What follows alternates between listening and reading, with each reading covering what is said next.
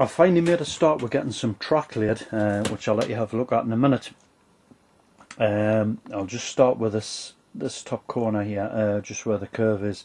I haven't gotten any track laid any further that way for the moment. I need to sort out where the line's going to come off from the points, from the main running lines rather, into the railway depot area, which is going to be there. Down into the reception, upper reception and lower reception yards, and down onto the states. So I haven't been, as I say, I haven't gone any further that way, and I can't do that until these running lines here that you can see there is completed up there and around onto there anyway. So I've just had to leave that for now. I'm still trying to work out what will be the best thing to do for the best with that, which I'll get that sorted out in due course. Anyway, back to the track that I've getting done. Just coming away from the curve there and just coming down here, you can see I've got the two main running lines. That's what I was intending to run anyway, two main running lines all the way down. You can see them going down there across the gable end and up past where the colliery is going to be, and back up here and back up to that point there. Now this point here, this is going to be where the line comes off here. I've just got it line in place at the moment. I haven't fixed any track down at all in the colliery area, because I'm not 100% sure which way I'm going to have the trains, rather not have the trains come in, but have the exchange siding set up. I'm not too sure which way I'm going to do that, which we'll go down to the other end of the loft and I'll tell you about that. What I had intended to do originally was I was going to have two exchange sidings, one for empty wagons coming in and full wagons going out, with a run around the two of them, for to get the logo from one end excuse me, to the other, which would have involved having a short head shunt type of affair down at that far end. Now the only problem with that was I could get it to fit, but it was because of the head shunt being down at that end, it was going to mean that everything here had to be moved up this way, and the first set of points was going to be about here, and it was going to leave rather a tight curve from the track there down to here, and I didn't really want any tight curves if I could get away with that. So what I've decided to do instead is the exchange sidings will be three sidings, but they'll be dead end sidings, and the way it'll work is, hopefully, the BR logo will bring the empty wagons in this line here, down this line here, across that point, and it'll get down to here where it'll uncouple from the wagons, travel across this point, and then it'll just run up a run around line here, back onto the point there, and then just simply reverse onto the brake van. The brake van will be at this end here, and then it'll just simply propel the whole train of empty wagons down the exchange siding down there. After which the brake van will uncouple from the wagons and withdraw on the logo into a siding where they'll have maybe a small siding on a slight incline for brake vans to gravitate down onto the end of the full train as it's drawn past the points. What happens then is the BR logo will travel from the brake van siding back down. It'll couple up onto the full wagons, and it'll withdraw the wagons out to where the brake van will either run down onto the end of the train, or the wagons can be reversed back into the brake van siding, couple up to the brake van, and then just travel out back out on the same line as it came in on, up to the point here where there's going to be a trailing crossover onto the other line, which will be this line here. Came in on this line, it'll go back out on that line after the crossover, and then the train will simply can do a few circuits of the loft all the way around, where when the point work and track work and everything's set out there at the top, can simply come into the railway depot and past the depot and into the reception sidings. So that's what I intend to do with the colliery track, the exchange sidings anyway.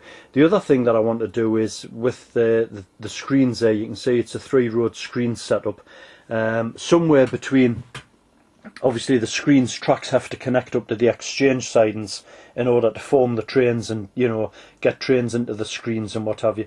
What I want to do is I want to try and incorporate a weighbridge somewhere in between the two.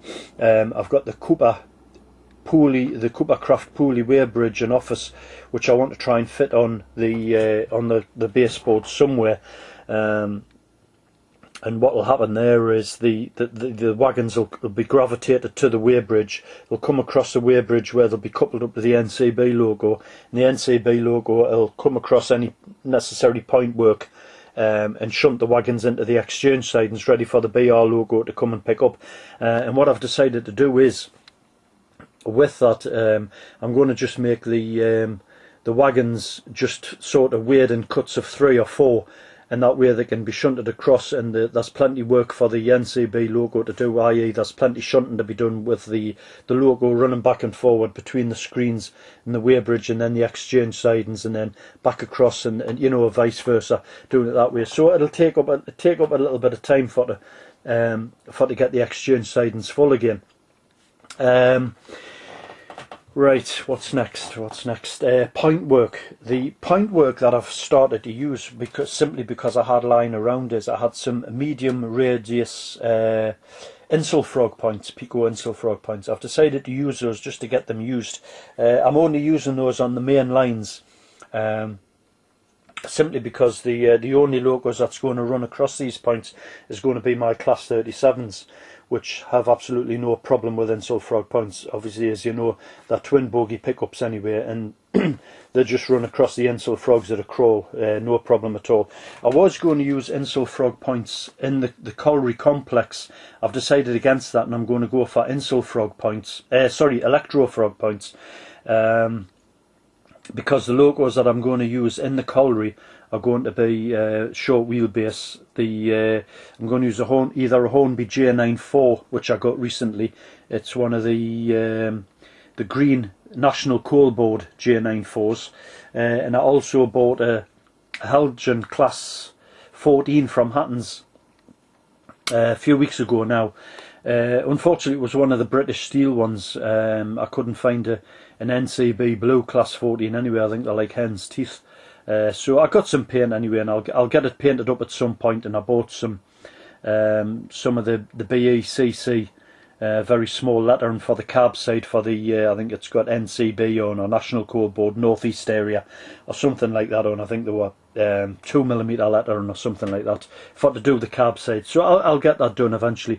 But as I say, I wanted to use Electrofrog points with these short wheelbase logos because I don't want any stoppages or stalls on the plastic part of the insel frog points, which, you know, when you're trying to run a model railway like the real thing, you don't want to have to keep pushing logos, giving them a nudge to get them going again. The other thing that I wanted to ask about, mention as well about the colliery is a while ago, when I was first thinking of getting back into model railways, I bought the Hampton Heath Bachmann Scenecraft Buildings, the colliery set. Kernow Models was doing a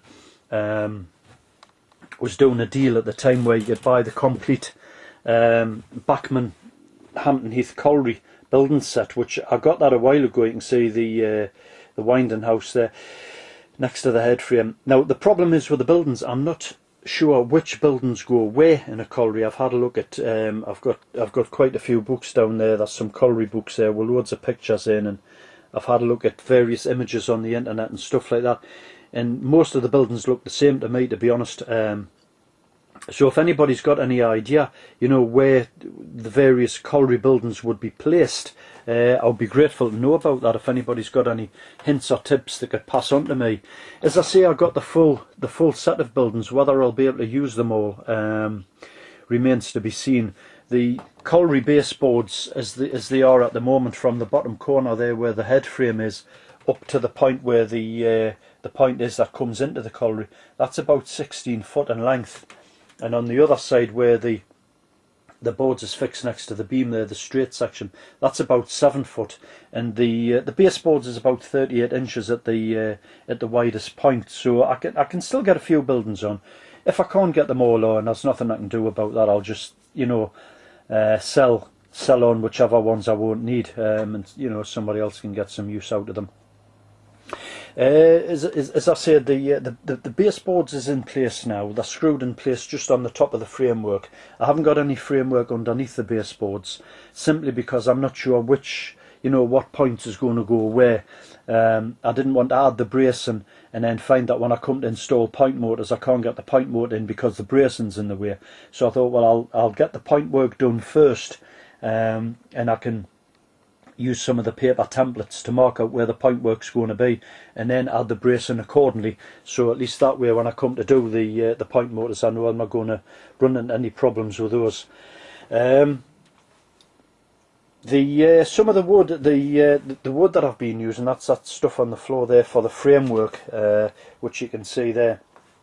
I'm hoping that I should have, with what I've got here, I should have enough of that. If I need to buy any more, it's only probably going to be 1 or 2 lengths. And the other thing that I want to show, the stud work timber there that I used for the legs, I had to go out and buy another 3 lengths of that to make sure that I was going to have enough for the States area, which is going to be down at the bottom there, and pretty much all the way up the side, up into that corner. I wanted to make sure I had enough timber for the legs, as I wanted it to be supported properly. The plywood that I used is, I bought 5 sheets of 8 foot by 4 foot plywood, the 9mm thickness stuff.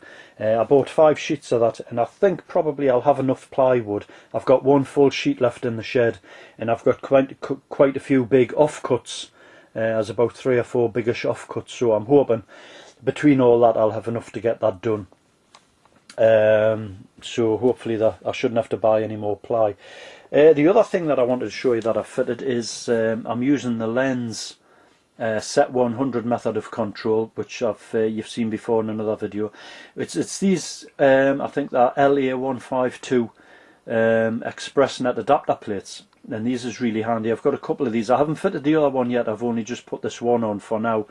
I'm not sure where the other one's going to go. And what you do with these is you plug your controller into here, and you could say set your logo away at whatever speed you wanted it to go, and then you can unplug your controller, and while it's unplugged, the logo will still move at the speed you set it at, and you can plug it into another one of these plates, these adapter plates, somewhere else on your layout, and then just take control of the train again, which is really handy.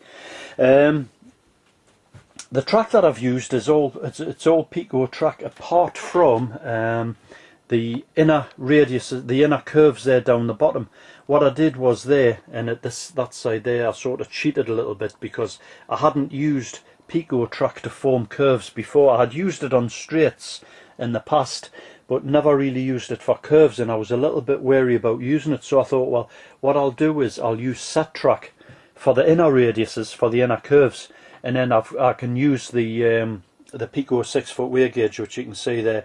I can use that to get the correct spacing, and I'll form the outer curves with flexi track, which I did. As I say, I used the set track on inner curves down there and at that side, but I used the flexi track for the outer curves. Now, by the time I had done that, I thought, well, I'll have a go with the flexi track for the 2 top curves there, and it actually wasn't too bad to do. What I did was, and I'm not 100% sure whether this is the right way to form curves or not, but it's worked for me anyway. I did the outside curve first, and then I started with the inside curve. And what I've done with all the track, I've pinned it rather than glued it. I prefer to pin the track down.